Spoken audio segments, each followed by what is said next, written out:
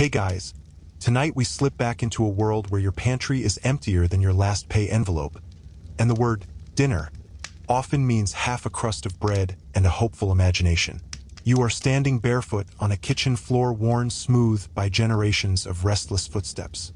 The cracked linoleum feels cool under your toes as you reach for a flour sack that's more air than substance. The glass jars lined up on the shelves seem to watch you, each containing little more than shadows. An inch of dried beans, a smear of lard clinging to the inside like a stubborn memory. You probably won't survive this if you're picky about texture, because tonight you're going to taste desperation itself. So, before you get comfortable, take a moment to like the video and subscribe, but only if you genuinely enjoy what I do here.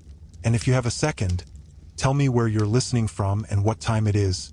Maybe your cupboards are fuller than these. Now, dim the lights. Maybe turn on a fan for that soft background hum. And let's ease into tonight's journey together. You trudge across the kitchen, lifting the lid off a dented tin can that once held coffee. Now it's filled with flour, just enough to dust the bottom of a mixing bowl. Your stomach mutters a complaint, and you can almost hear your mother's voice saying, "Don't waste a speck. Somebody else would be glad to have it." Historians still argue whether these words were love or guilt disguised as wisdom. You pour in a splash of water, thickening the mixture into a gluey paste.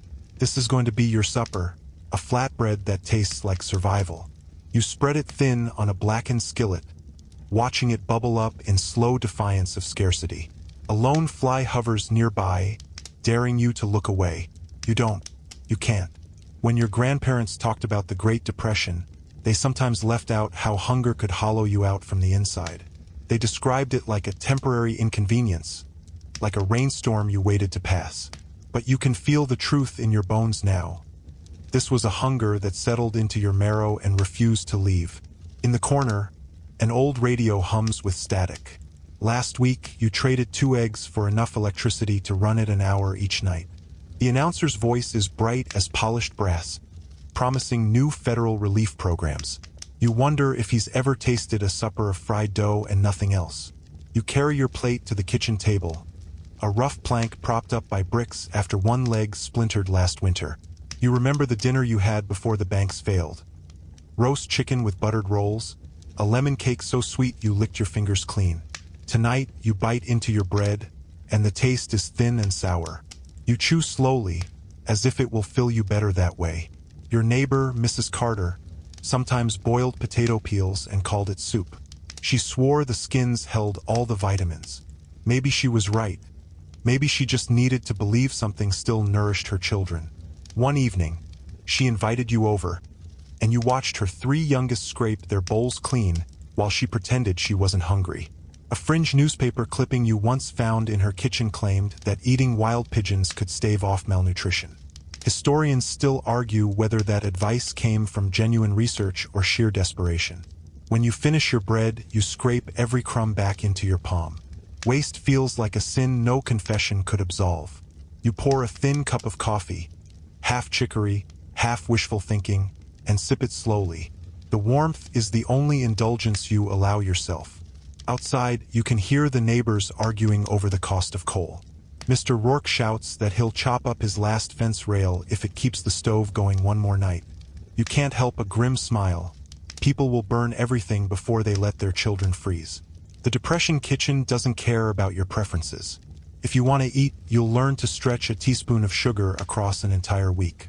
You'll learn to disguise stale bread as pudding, to pinch salt until it feels like currency. You'll discover that hunger has a flavor, like metal, like longing, like a dull ache behind your eyes. And even if tomorrow brings no relief, you'll be back here, pressing your palm flat against the flour sack to feel its meager weight. You'll tell yourself it's enough because it has to be. You bend down in the tall grass, fingers searching for the bitter, spiky leaves that your grandmother swears will keep you alive. Dandelions, nobody cared about them before, but now they're dinner. You pluck them one by one, dropping them into a burlap sack that smells faintly of last season's onions. The sun is already sinking, painting the rooftops a dingy gold, and you're trying not to think about how this used to be someone's lawn, a neat patch of green that never had to feed a family. You stand and brush the dirt from your palms, glancing over your shoulder to be sure no one is watching. Even in times like these, there's something embarrassing about foraging in plain sight. You walk back past houses with sagging porches and windows covered in old newspapers to keep out the drafts. A sign in a shop window reads "Credit denied" in big black letters. That's not a surprise. Credit vanished for most people when the banks collapsed, and you're left paying cash or bartering whatever you can spare. Inside your kitchen, you dump the dandelions into a chipped enamel basin and run a trickle of cold water over them. Some of the leaves are already wilting, but you tell yourself it doesn't matter. You'll make a salad that tastes vaguely of earth, and you'll eat every bite. Historians still argue whether these foraged meals improved health or simply delayed the inevitable hunger that returned the next day. You pull out a half-empty jar of canned green beans, the glass so cloudy you can barely see inside. They were put up last summer, when you thought things couldn't possibly get worse. You grab a spoon and scrape the sides, collecting every soft bean and the briny liquid clinging to the bottom. You tip it over your dandelions, pretending it's a lavish dressing. As you stir, you remember your cousin telling you about a woman in town who tried boiling old leather to make broth. She swore it softened just enough to chew. A quirky article in the Evening Star insisted you could soak leather shoes overnight and transform them into a nutritious meal. You wonder if anyone ever really tried it, or if it was just another tall tale whispered among the truly desperate. You sit down with your bowl, the chair creaking under your weight, and you take a deep breath before the first bite. It's as bitter as you feared, but you chew slowly, imagining the vitamins seeping into your veins. A small voice inside you wants to gag, but you swallow and keep going. Across the street, you see Mrs. Palmer step out onto her porch, holding up a mason jar like a trophy. It's filled with something dark, maybe preserved beets, maybe something stranger. She waves to you, her smile tired but proud. Everyone has their own private rituals of hope. For her, it's that jar. For you, it's the idea that tomorrow maybe you'll find something better. The radio crackles to life again, promising that government relief checks will arrive any day now. You snort softly. You've heard that before. Some neighbors say they'd rather starve than accept a handout, but you're past that kind of pride. Hunger is the great equalizer, stripping away all illusions of superiority. You finish your salad and lick the spoon, even though it still tastes of tin. There's no shame in making do. You remember hearing a story about your great-uncle during the Panic of 1893. He survived on boiled turnip tops for weeks. Compared to that, dandelion salad feels almost fancy. You clean your bowl carefully, setting it upside down to dry. Every scrap of food matters. Every dish deserves respect. You run a finger along the rim of the bean jar, collecting the last salty traces. Your stomach doesn't feel full, but at least it's not empty. And tomorrow you'll get up early to scour the empty lots for more greens. Maybe you'll find chickweed or wild onions. Maybe you'll stumble across a hidden treasure, someone's forgotten patch of kale or a few rogue carrots. You know better than to count on it, but still, you hope. That's what survival looks like here. Not a triumphant feast, but a quiet acceptance that you'll do whatever it takes to keep going, even if it means eating weeds in the fading light. You push open the warped screen door, and the wind greets you like an old enemy. It blows across the yard, carrying the dry, scratchy scent of dust that never seems to settle. The Dust Bowl is not some far-off disaster in a newspaper. It's right here, in your nose, in your hair, in the flour you try to keep sealed up in a lard tin. You walk to the edge of the field, where the once green rows of wheat have turned to brittle stubble. The soil itself feels cursed, sliding away in little drifts whenever you take a step. Your shoes are stuffed with scraps of burlap, because the soles gave out weeks ago, and there's no money to buy new ones. As you kneel to pry up the last shriveled carrots, your knees press into the parched ground. It almost feels like kneeling in front of something vengeful, some ancient god of famine who has decided this land owes more dust than bread. Back inside, you set your pitiful harvest on the counter and cough into your sleeve. It's the same cough your neighbor has, the same cough everyone has. Historians still argue whether the Dust Bowl was purely an ecological accident or a man-made catastrophe of greed and overfarming. But you don't have the luxury to wonder, you just have to figure out how to make dinner. You chop the carrots into thin coins and add them to a battered pot with a scoop of flour and a little water. There's no milk left, no butter either. You stir slowly as the mixture thickens into something that might be called a stew if you're feeling generous. A scrap of newspaper on the table tells you that in some parts of Kansas, folks were eating tumbleweed boiled with a pinch of salt. A fringe farming newsletter swears the tender shoots taste like asparagus. You raise an eyebrow at that claim. Judging by the look of it, you'd bet your last dime it tastes more like desperation. Your eyes drift to the cupboard, where the last can of peaches sits like a secret. You haven't opened it because you keep saving it for an occasion that never comes. A birthday? A holiday? The end of all this? You don't know anymore. You just know that if you eat it now, there won't be anything left to look forward to. You ladle the carrot mush into 2 chipped bowls, setting one aside for later. As you eat, grit crunches between your teeth, a reminder that the dust is everywhere, even in your dinner. You try not to think too hard about it. If you had a nickel for every mouthful of dirt you swallowed this year, you could probably buy yourself a real meal. You think about your cousin in Oklahoma, who sent a letter saying she caught rabbits to make stew. The letter smelled faintly of smoke and something you can't quite name. She said she'd trade a dozen rabbits for a sack of flour, but you don't have flour to spare. Sometimes you hear people say this is all temporary. They call it a passing hardship. But when you lie in bed at night and taste that dust still clinging to your tongue, it feels permanent, like this is the way life will be from now on. You look out the window and see a red sun sinking behind the swirling haze. In the distance, a tractor sits abandoned in a field, half buried by drifts. You used to think machines were the future. Now they look like fossils, reminders of a dream that turned to grit. When you were a kid, you imagined dinner tables filled with roasted chickens, steaming potatoes, and thick gravy. Now you'd settle for bread without dirt in it. Historians still argue whether these years taught people resilience or simply broke them in slow motion. You suspect the truth is both. You scrape the bowl clean and set it on the windowsill. The wind rattles the pane, as if to remind you it's still out there, waiting to slip under the door. You press your hand to your stomach. It's not exactly full, but it's not empty either. And that feels like a victory, however small. Tomorrow you'll wake up and do it all again. Sift the flour for grit, shake out your blankets for dust, and hope the land shows you some mercy. But tonight, you're here, breathing, and you've eaten enough to keep going. You stand at the kitchen counter, staring at the pie crust in front of you. It's not made of apples. You couldn't afford apples even if the grocer still had them. Instead, you're about to conjure a dessert out of nothing more than crackers, sugar syrup, and a stubborn refusal to admit that you're hungry. Mock apple pie, maybe you've heard of it. Maybe you never imagined you'd actually need it. You arrange the crackers in neat rows, each one a pale imitation of something better. The recipe came from a neighbor who clipped it from a radio homemaker's column.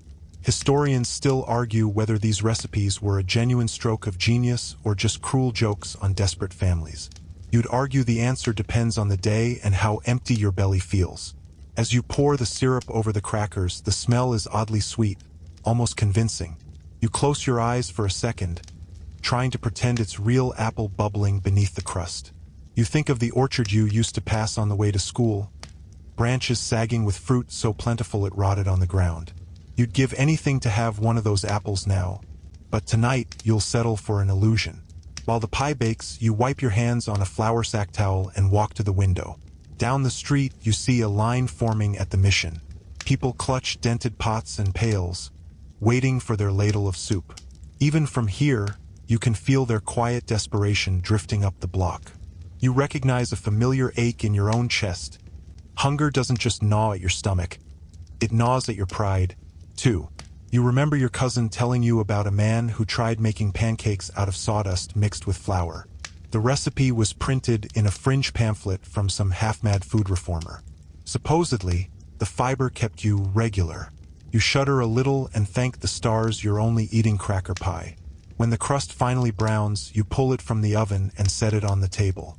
It looks almost beautiful in the lamplight, golden and glistening, a masterpiece of make-believe. You cut a slice and watch the syrup ooze out, thick as honey. You can almost hear your grandmother scolding you for wasting sugar, But this is a special occasion. Any night you can pretend to have dessert counts as special. You take a bite.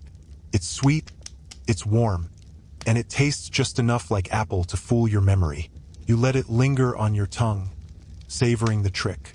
There's something comforting about the way humans can pretend, even in the worst times. You wonder if future generations will ever understand what it meant to eat a lie just to keep going.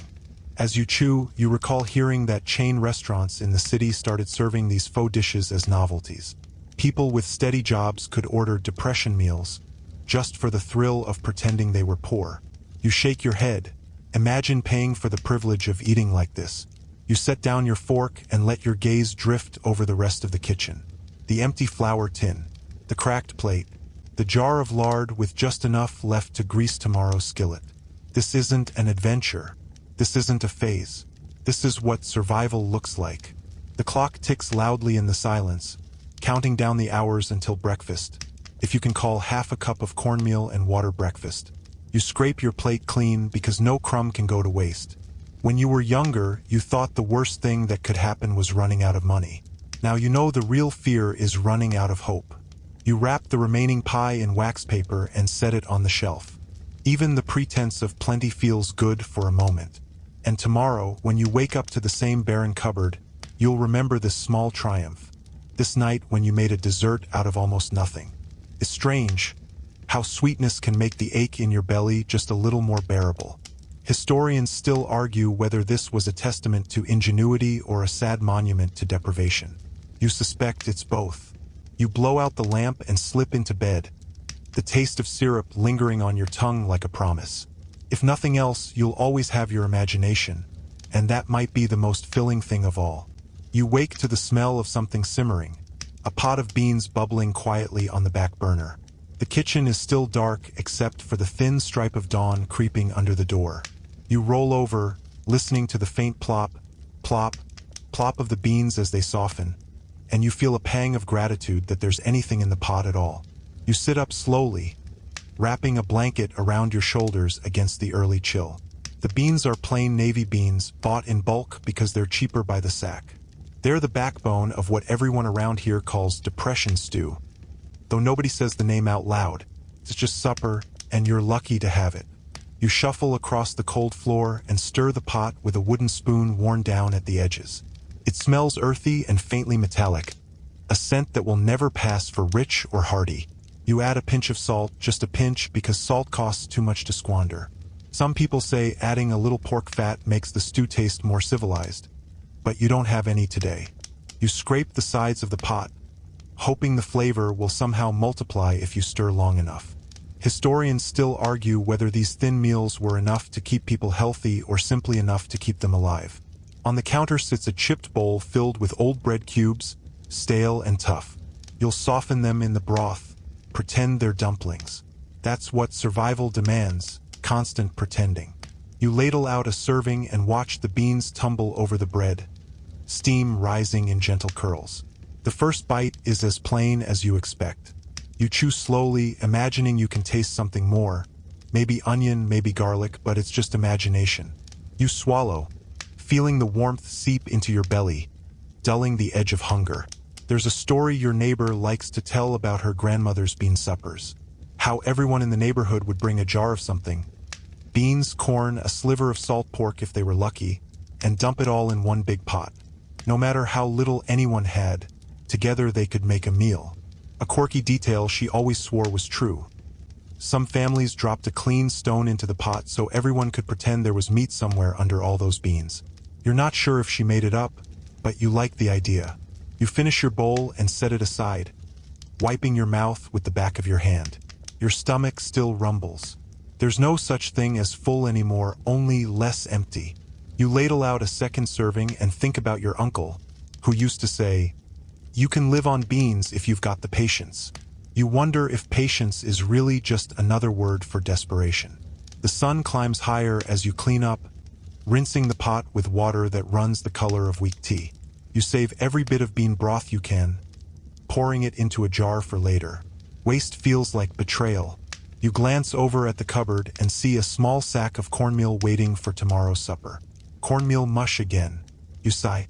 There's no variety, no surprise, just the same dull rotation of beans and corn and whatever scraps you can forage. Historians still argue whether this sameness was what broke people's spirits more than any other hardship. You suspect they're right. Outside, a boy pushes a wheelbarrow filled with split logs. He stops at each porch, offering to trade wood for a spoonful of lard or a cup of beans. You wonder what his mother is cooking today, if she's telling him the same comforting lies you tell yourself. Tomorrow will be better, just one more day. You think of the cookbooks people started writing, full of penny-pinching recipes. Recipes that sounded cheerful, almost festive, like sunshine stew or pioneer pie. All just polite disguises for the same truth. You're eating whatever you can find and pretending it's enough. You lean against the counter, rubbing your tired eyes. You don't know what's worse, hunger or the endless repetition. But at least the beans are warm, and for a few minutes your belly feels steady. That's something. You cover the pot and set it back on the stove, ready for tonight's supper. Because when you have nothing, you learn to be grateful for anything. Even a pot of plain beans simmering in a quiet kitchen. You tie a handkerchief over your nose and mouth, not because you're worried about germs, but because you can't stand the dust that clings to every road. You're walking along the railroad tracks, the metal gleaming like a promise of somewhere better. Your shoes scuff the gravel as you scan the bushes for anything green. Wild onions, dandelions, maybe a few stray blackberries if you're lucky. Your stomach growls, and you rub it absent-mindedly. You've been living on beans and cornmeal so long that you trade a week's wages for a ripe tomato. But wages are a memory, like so many other things. Like dinners with roast and fresh rolls, like store-bought soap that didn't smell faintly of lye. Today you're hunting for anything edible, and you don't have the luxury to be choosy. Historians still argue whether foraging like this was romanticized in later years, turned into a tale of gritty self-reliance instead of what it really was, hunger wearing you down to the bone. You spot a patch of wild onions, their thin green shoots swaying in the breeze. You crouch down, fingers digging into the cool dirt. The smell is sharp and clean, something alive. You pull up as many as you can carry, tucking them into your sack. It feels like a small victory, though you know it won't last past supper. Further along the track, you see an old boxcar left to rust in the weeds. You climb inside, careful not to step on any nails. The air smells of iron and old grain. This is where you sometimes sleep when the house feels too empty to bear. You sit for a moment, resting, letting your eyes adjust to the dim light filtering through the slats. Your thoughts drift to stories you've heard about hobos, men who rode the rails from town to town, trading labor for a meal. A neighbor once told you about a secret code they'd chalk on fence posts to mark which houses were kind, which ones had a dog, which ones would share a plate of food. A quirky little mark that looked like a cat's face supposedly meant safe place. You wonder if the railmen ever stopped here, if they found the same onions you just picked. You take out a scrap of wax paper with the last corner of cornbread from yesterday. It's dry as a brick, but you chew it slowly, washing it down with a sip of lukewarm water. You think about your aunt, who swore she once saw a man boiling old newspapers to make soup. The ink was supposed to be nutritious. You're not sure whether that was true or just a story to scare the kids. You climb back out of the boxcar and start walking again. The wind tugs at your clothes, and the sky overhead is a bright, merciless blue. You pass a farmhouse with a sign in the window, "No help wanted." You don't bother knocking. Your route takes you past a clump of berry bushes, and you spot a few shriveled blackberries clinging to the branches. You pick them carefully, the juice staining your fingers. You pop one into your mouth, savoring the tart sweetness. It's the best thing you've tasted in weeks. For one perfect second, you almost forget how tired you are. You keep walking, stepping over a tangle of discarded wire. Your sack feels heavier now, full of the day's small salvations. Wild onions, a handful of berries, enough to make tonight's dinner feel a little less like defeat.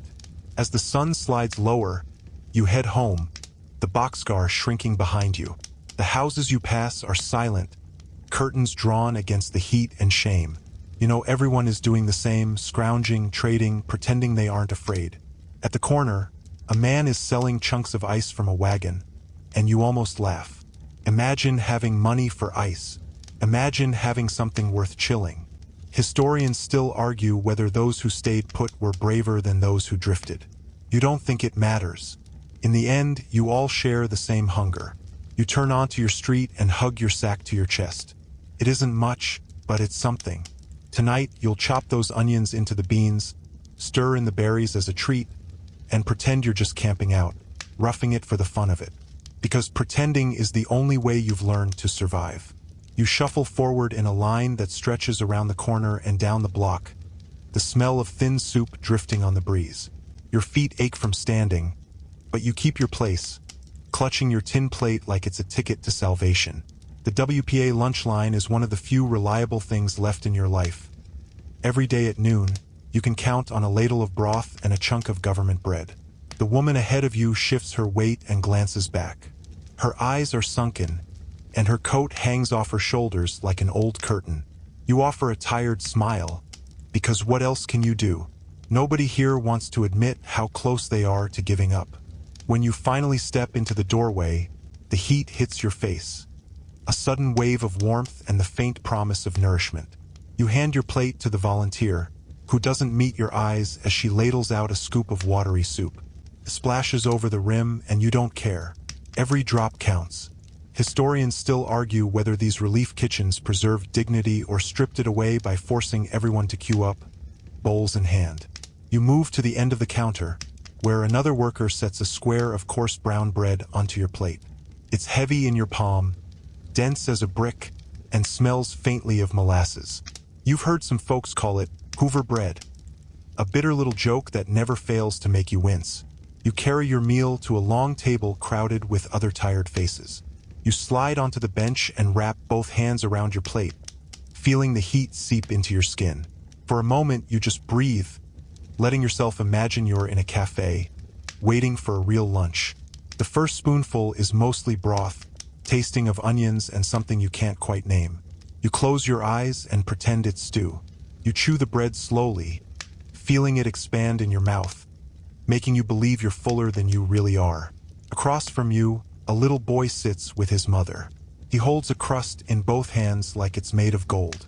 His mother tears off a piece and slips it into his coat pocket for later. You wonder if he'll eat it tonight or save it for breakfast. You remember your neighbor telling you about a man who brought an empty tin every day and filled it with soup to take back to his sick wife. One day, the tin fell and spilled onto the sidewalk. He dropped to his knees and tried to scoop it up with his hands. A fringe newspaper ran a short piece about him, calling him a symbol of American perseverance. You think he was just a man who loved his wife enough to crawl for her dinner. The room hums with quiet conversation. Some people trade gossip about jobs, rumors of factories opening again, rumors that never seem to come true. Others stare at their bowls, not speaking at all. You overhear one man claim he heard on the radio that powdered milk shipments were coming soon. Historians still argue whether those shipments ever arrived in time to help. You finish your soup, scraping the last bits of onion from the bottom. Your stomach feels steadier, even if it's not satisfied. You tuck the bread crust into your pocket, like the woman across the table, because you've learned to think ahead. When you stand, your knees creak, but you force yourself upright. You carry your plate to the window, where another volunteer dunks it into a bucket of grayish water. She nods at you, a small gesture of solidarity. You step back outside into the bright afternoon, blinking against the glare. The line is still there, curling around the block, filled with the same quiet resignation. You walk past them, hugging your coat tighter around your thin shoulders. At the corner, you pause to look back. The WPA sign hangs above the doorway, promising relief, promising hope. Maybe tomorrow you'll see a familiar face again, and maybe you won't. But you know you'll be back, because when there's nothing else, a bowl of soup becomes the most important thing in the world. You turn toward home, the crust in your pocket pressing against your hip. It's not much, but it's something, and for today that has to be enough. You kneel in the dirt behind your house, fingernails already caked brown from the morning's work. The ground is hard and stingy, cracked into 1,000 little puzzle pieces from the summer heat. But this small patch is your lifeline, your own private rebellion against an empty pantry. You call it a victory garden, though nobody feels like they're winning much of anything these days. You tug at a stubborn weed, your back aching with the effort. The row of string beans beside you looks spindly and half-starved, but it's better than nothing. A few feet away, a scrawny hen scratches the dry earth, clucking under her breath as though she's as irritated as you are. You glance over your shoulder to see if anyone's watching, then lean down and whisper to her, "If you lay an egg today, I'll forgive your attitude." She doesn't answer, of course, but you like to think she understands. Historians still argue whether keeping backyard chickens really made the difference between survival and starvation, or if it was mostly a psychological comfort. Either way, you're grateful for every pale brown egg she grudgingly produces. You stand and wipe sweat from your forehead with the back of your hand. In the corner of the yard, a battered wooden crate overflows with wilted carrot tops and a few stubborn beets. You remember reading a quirky advice column that claimed you could plant beet tops and they'd magically regenerate into full roots. You tried it, of course. So far, the results are optimistic. Inside, you've got a pot of water warming on the stove, waiting for whatever vegetables you manage to harvest. You pull a few onions, small as marbles, and carry them inside. The kitchen smells faintly of damp earth and last night's bean stew.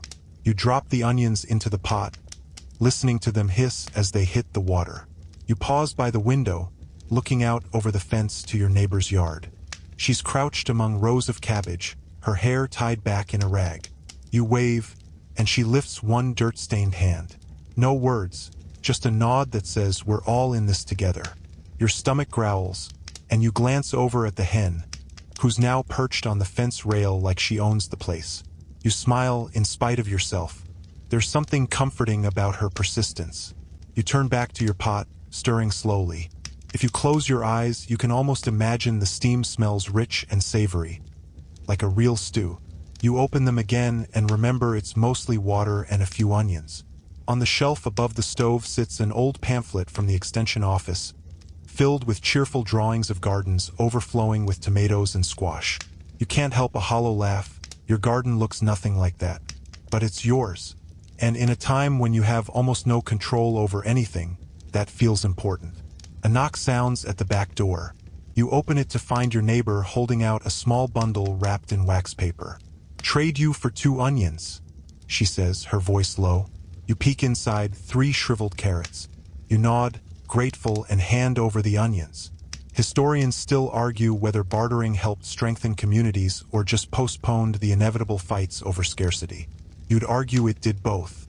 You chop the carrots into thin slices and drop them into the pot. The color brightens the broth, making it look almost festive. You think about your grandmother, who used to say, "A good soup is half imagination." The hen lets out a triumphant squawk. You look over and spot a single egg balanced in her nest box. You walk over, cupping it carefully in your hand. Warm, smooth, and impossibly precious. You hold it for a moment before setting it on the counter.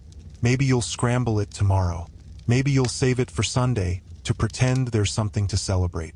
You ladle the vegetable soup into a bowl, its surface shimmering in the afternoon light. It's thin, but it's warm. You sip slowly, trying not to notice how quickly the bottom of the bowl appears. When you finish, you set the bowl aside and return to the garden. You pull weeds in the fading daylight, because tomorrow you'll need more than 3 onions and a carrot to fill your pot. You glance at the hen again, who's already settled back into her feathers, smug as a queen. You smile. She doesn't know any better. To her, this is just another day. And maybe that's the lesson you're supposed to learn. Keep scratching. Keep laying your eggs, no matter how barren the yard feels.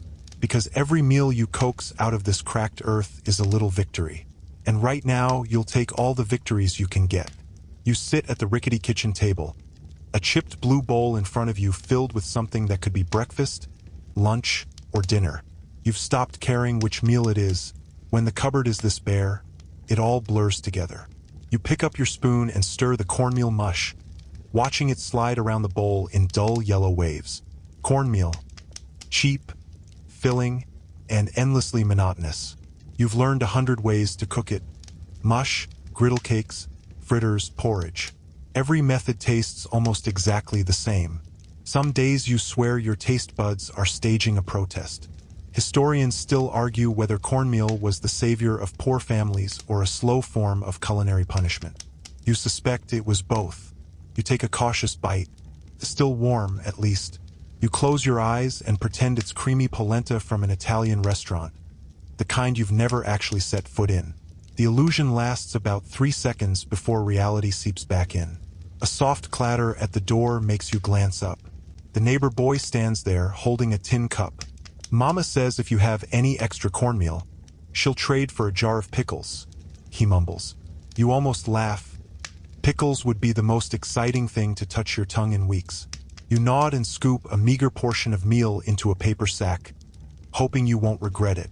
He runs off and you set your spoon down, flexing your cramped fingers. You remember your grandmother telling you stories about the old days, when they'd serve cornbread hot from the oven, dripping with real butter. You don't even let yourself think about butter anymore. You glance over at the iron skillet hanging on the wall. It's earned every scratch and scorch mark. You've fried countless batches of cornmeal fritters in it. Tiny, crunchy cakes you pretend are a delicacy. A quirky little article you once read claimed that mixing in mashed beans or chopped wild onions would elevate the flavor. You tried it. Let's just say elevate is a generous description. You pick up your bowl again, scraping the sides clean.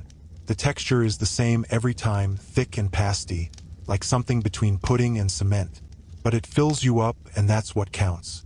On the shelf above the table, an old calendar still hangs, the days crossed off in heavy pencil. You run your finger over the dates, feeling the groove of each desperate X. Another day survived.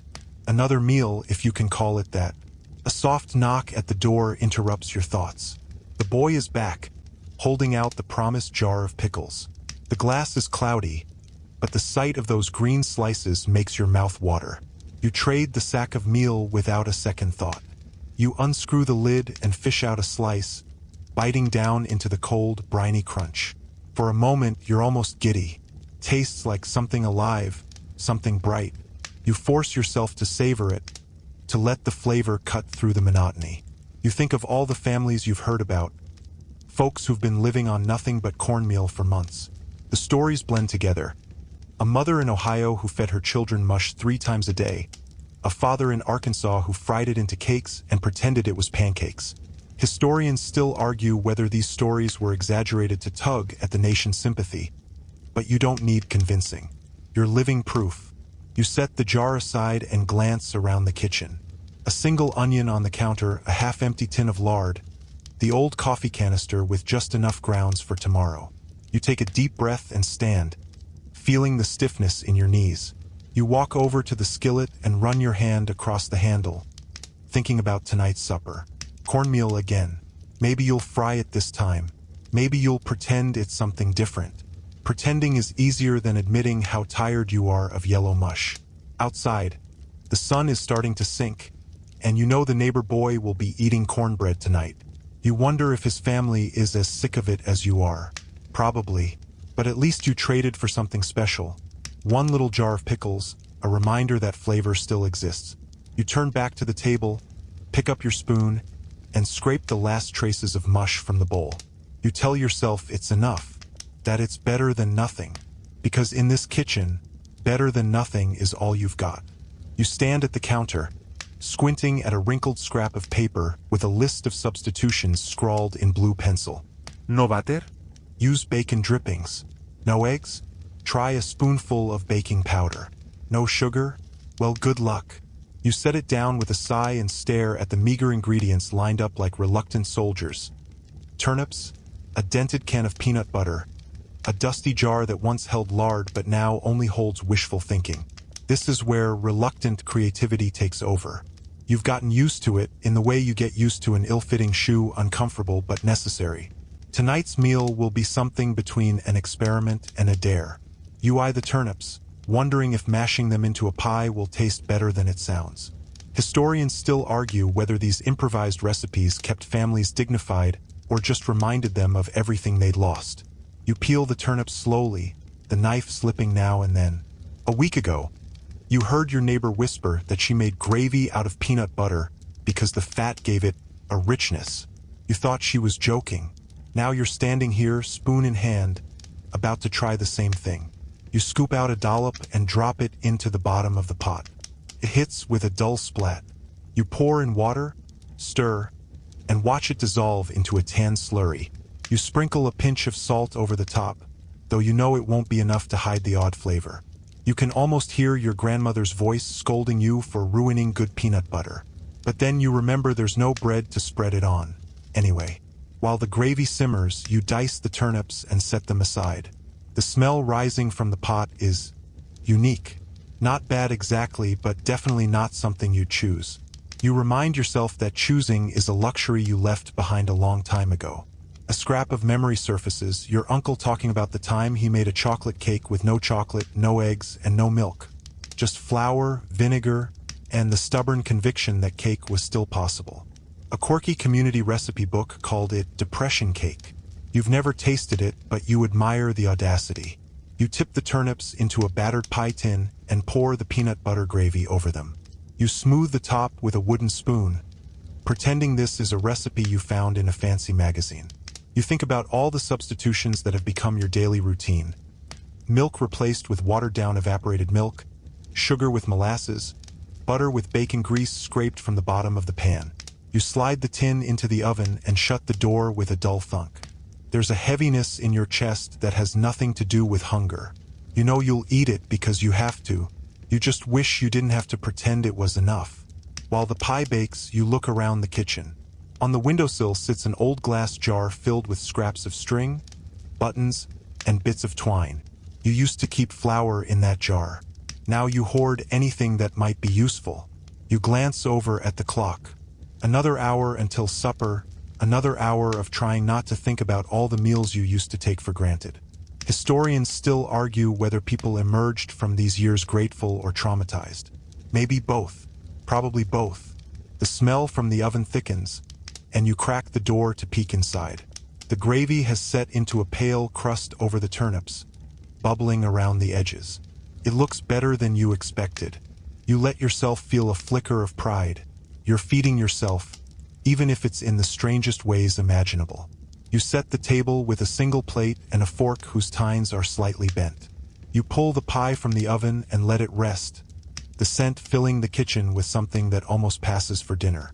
You cut a slice and lift it carefully onto your plate. It wobbles a little too soft in the middle, but it holds together. You sit down, take a breath, and raise your fork.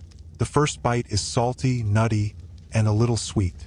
Not pleasant exactly, but not awful. You chew slowly, reminding yourself this is what survival looks like. Improvising, compromising, and never stopping. Because when there's no other choice, you learn to eat turnip pie with peanut butter gravy and call it dinner.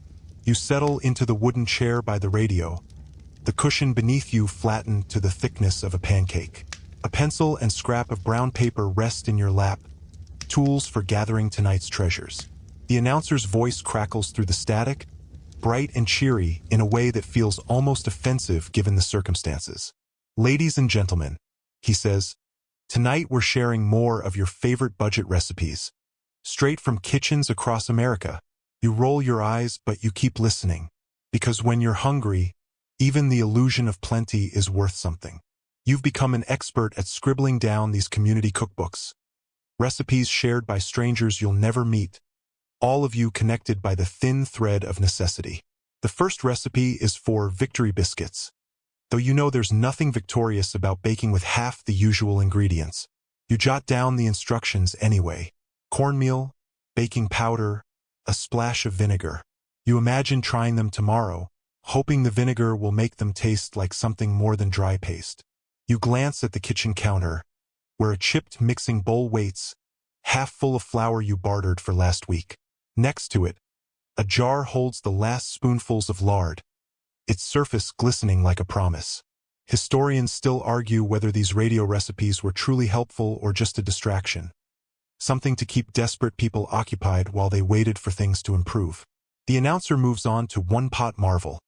A stew made with potatoes, onions, and whatever protein you can scavenge.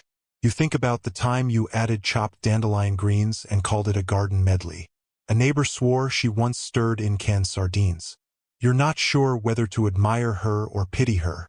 The pencil hovers over the paper as the voice shifts into something softer, almost conspiratorial. And now, he says, we have a submission from Mrs. Lila May in Kentucky, Depression Pie. You already know what's coming. Crackers, sugar syrup, maybe a splash of lemon if you're lucky. You write it down anyway, though you're not sure you have the courage to attempt it again after last time's gluey disaster. You look around the kitchen, letting your gaze rest on the threadbare curtain drifting in the evening breeze. A neighbor told you that, before the crash, she used to collect glossy magazines full of recipes she'd never tried. Now her family survives on whatever she scribbles from the radio. You guess you're no different.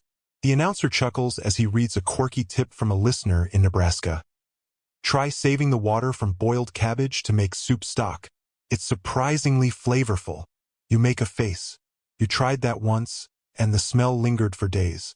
But you still jot it down, because someday you might be desperate enough to try again. You set the pencil aside and rub your temples, feeling the slow throb of hunger that never really leaves. The clock ticks in the silence, and you wonder how many other kitchens look exactly like yours. One light burning, one radio crackling, one person clutching a list of recipes they'll never have the means to cook properly. Historians still argue whether this flood of shared recipes built community or deepened the sense of isolation. Maybe it did both. You don't know. You only know you'll be tuning in tomorrow night, hoping to hear something, anything, that feels like relief. You stand and carry your notes to the counter, weighing whether to attempt one of these meals now or save the flour for tomorrow. The flour always wins.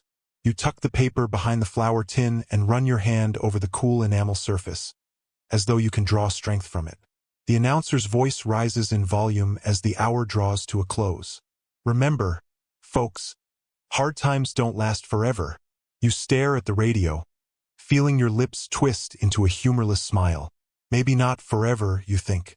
Just long enough to change you. You flick off the switch, plunging the kitchen into quiet.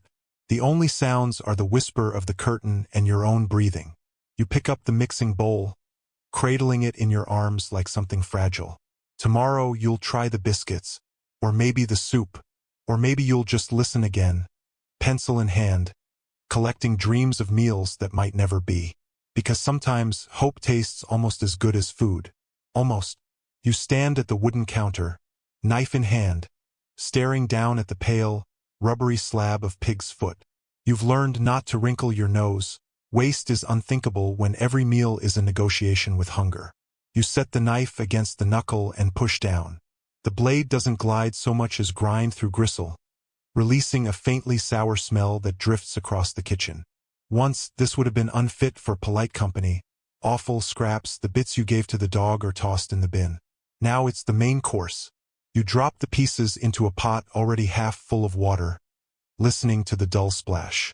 Historians still argue whether salvaging every part of the animal was an act of resilience or proof of just how desperate people became.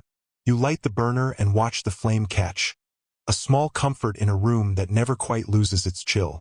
As the water begins to warm, you fetch the last onion from the shelf and dice it fine, scattering the pieces over the floating bones. The smell sharpens, a promise of something savory, if not exactly appetizing. You remember your neighbor telling you that her grandmother used to boil cow brains with vinegar to make a kind of pudding. She swore it was nutritious. You think she was probably right, though it doesn't make the memory any easier to stomach. A quirky newspaper clipping you found tucked in an old cookbook claimed brain custard could build strength and stamina. You have your doubts, but you wrote the recipe down anyway, just in case. You stir the pot slowly, watching pale flecks of fat gather along the edges. The broth is turning milky, thickening into something closer to gravy. You add a pinch of salt, then another, feeling the tiny grains slip through your fingers like sand. As the pig's feet simmer, you pull out a battered tin plate and set it on the table. It feels ritualistic, like laying out an offering to appease some unseen god of survival. You know you'll eat every bite, not because you love it, but because you can't afford not to. While you wait, you clean the knife carefully, mindful not to waste a scrap clinging to the blade. You glance over at the shelf where a few jars of preserved vegetables gather dust. You're saving them for winter, when the cold bites deeper than hunger ever could. A knock sounds at the door. You wipe your hands on your apron and open it to find your neighbor holding out a small cloth bundle. "Liver," she says quietly. "Traded for some soap." You nod, trying not to show your relief. Liver might be the only thing you have left with any real flavor. You take the parcel and set it beside the stove. The pig's feet are nearly done, the meat pulling away from the bone in pale, curling strips. You fish them out with a slotted spoon and lay them on the tin plate, steam rising in ghostly ribbons. You ladle the broth over them and set the plate on the table. It doesn't look like much, but you remind yourself it's protein, it's nourishment, it's something. You sit and pick up your fork, the tines bent from years of hard use.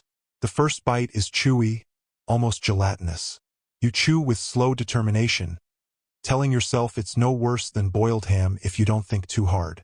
You glance around the kitchen, looking anywhere but your plate. Historians still argue whether these meals were more about survival or about refusing to surrender dignity. You suspect the answer lives somewhere between the two, because no matter how grim the food, sitting at your own table with a hot meal feels like claiming a piece of normalcy. You take another bite, then another, each mouthful a small triumph over the fear that one day there will be nothing left to cook. You think of all the families who survived on offal liver, kidney, tongue, and you feel a peculiar kind of solidarity with them. You set your fork down for a moment, wiping your mouth with the corner of your apron. Your stomach feels steadier now, even if your mind is still restless. You pick up the fork again and finish the last bite, chewing slowly. When the plate is empty, you carry it to the sink and rinse it clean. The smell of boiled pork clings to your skin, to your hair, to every corner of the kitchen. You think you'll never forget it, no matter how many years pass. But for tonight, you're fed. And in this house, that's what matters most. You watch the children line up outside the schoolhouse, clutching tin pails and lunch sacks that have seen better days. Their faces are pale, their clothes patched at the knees and elbows. Some of them try to pretend this is just another ordinary day, but you can see the way their eyes flick to the teacher's hands as she carries out the crate of milk bottles. You stand by the door, arms folded against your chest, waiting for the familiar shuffle of feet as they file inside. The school lunch has become more than a meal. It's an unspoken promise that, at least once today, their bellies will feel something close to full. At the front of the room, a large pot of thin vegetable soup simmers on a hot plate, filling the air with a smell that hovers between comforting and disappointing. Historians still argue whether these early school lunch programs were an act of charity or a calculated way to keep families from rioting. Maybe they were both. You help set the tables, laying out stacks of chipped bowls and spoons. You see little Tommy Watson watching you from the corner, his hands clasped tight around a nickel. It's all he has for lunch, and you already know it won't buy much. Maybe half a sandwich if there's enough bread left. One by one, the children come forward. Some are bold, grinning as they hold out their pails, while others keep their eyes on the floor. You ladle the soup carefully, trying to make it stretch as far as it will go. A girl in a faded green dress offers up her cup, and you slip in an extra spoonful when she isn't looking. She glances up and gives you a shy, grateful smile.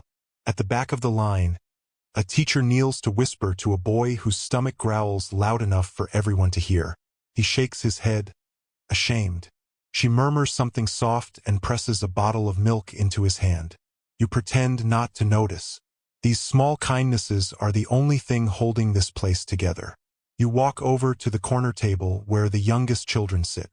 They nibble their bread slowly, each bite measured as if they're afraid it will vanish too soon.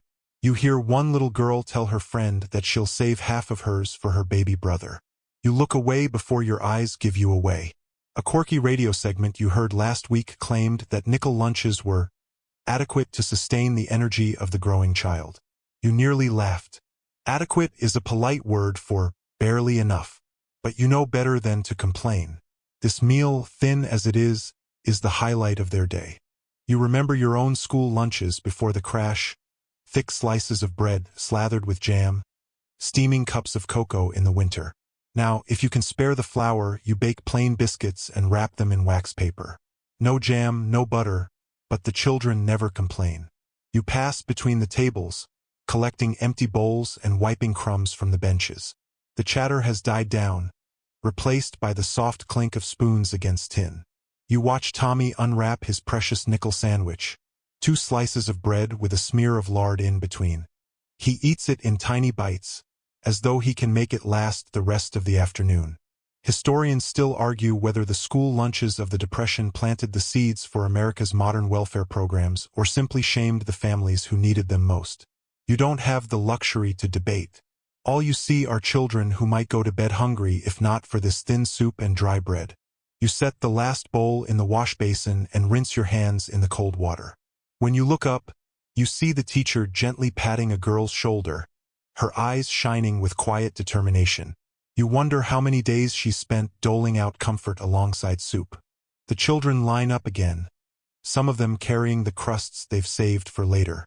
You step back to let them pass, offering a nod here and there, a tired smile. Outside, the noon sun has climbed high, baking the dust in the schoolyard to a pale, cracked crust. You watch them go, their footsteps trailing little puffs of powder behind them. You wonder what their mothers will serve tonight, if there will be beans or mush, or maybe just a glass of milk and a slice of bread. When the last child disappears around the corner, you close the door and rest your hand against the frame. For 1 hour today they were fed. For 1 hour they were safe. And sometimes that has to be enough. You stand in a narrow kitchen crowded with relatives, each person moving with quiet urgency. Someone kneads dough on the scarred table. Someone else tends a pot on the stove, the thin steam rising to fog the window.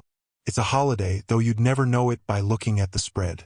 The turkey is nowhere in sight, replaced by a scrawny chicken plucked clean and dressed up with stale breadcrumbs and optimism. You glance over at your cousin, who is carefully arranging pickles on a chipped plate, trying to make them look like a proper relish tray. She catches your eye and shrugs. No words needed. You both know this isn't the celebration anyone hoped for.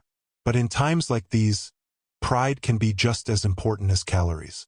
Historians still argue whether these forced festivities helped families keep their spirits up or simply piled shame on top of hunger. You take the chicken from the oven, its skin wrinkled and barely golden. The smell is thin, more memory than reality, but everyone inhales as though it's a feast. You set it on the table, where a cracked platter tries its best to look festive. A few potatoes, a small bowl of creamed corn that's mostly flour and water, a plate of biscuits so hard you could use them as doorstops. You hear your aunt humming under her breath as she folds a faded cloth napkin. You remember when she used to host dinners with real roasts and pies, the table bending under the weight of abundance. Now she still insists on setting places with the good silver, though half the forks don't match anymore. You glance toward the children huddled in the corner, their faces bright with anticipation. For them, any special meal is worth celebrating. You wish you could see it through their eyes. Maybe then you'd forget how hollow your own stomach feels. You help carry the plates to the table, and everyone gathers around, standing awkwardly with hands folded. Your uncle clears his throat to say grace. His voice trembles on the first words, but he pushes through, thanking God for the food, however meager. You keep your head bowed, blinking fast. When you sit, you find yourself inspecting the chicken for the best slice, then feel a hot flush of guilt. You force yourself to take a modest piece of breast meat, no bigger than your palm. The potatoes are lumpy, the corn tastes mostly of flour, but nobody complains. You look across the table and catch your mother's eye. She gives you a tiny, wry smile, as if to say, "We're all in this together." A fringe recipe card you found in her kitchen claimed you could stretch a single chicken to feed 12 if you were clever enough with breadcrumbs. You suspect whoever wrote that never tried it themselves. You spoon gravy over the potatoes, watery gravy that slides across the plate and mingles with everything else. You pretend not to notice. You pretend you don't care. One of the children lets out a giggle as he tries to cut a biscuit, the dull knife slipping off the crust with a clatter. The whole table erupts into laughter, the first real sound of joy all evening. For a moment it feels almost normal, almost like the old holidays you grew up with. You take a slow bite of chicken, chewing carefully. The meat is stringy but warm. You tell yourself that's what matters. Historians still argue whether these meager celebrations were acts of defiance or simple necessity. You think it doesn't matter. Either way, you're here, you're eating together, and you're surviving. The meal passes in a hush, punctuated by the scrape of forks and the occasional nervous chuckle. When the plates are cleared, your aunt brings out a dessert, mock apple pie, the same as last year. Crackers pretending to be fruit, sugar syrup pretending to be luxury. You take a slice and close your eyes on the first bite, willing yourself to believe. For a moment, you almost succeed. The plates are stacked in the sink, the table wiped clean. Everyone lingers in the kitchen as though no one wants to be the first to admit it's over. The children sprawl on the floor, picking at crumbs, laughing at nothing. You stand with your hand on the back of a chair, heart full of something you can't quite name, something halfway between sorrow and gratitude. Because even in the hardest times, you still gather, still set the table, still call it a celebration. And sometimes that's the bravest thing you can do. You lean against the doorframe, arms folded, watching the kitchen fade into late afternoon shadows.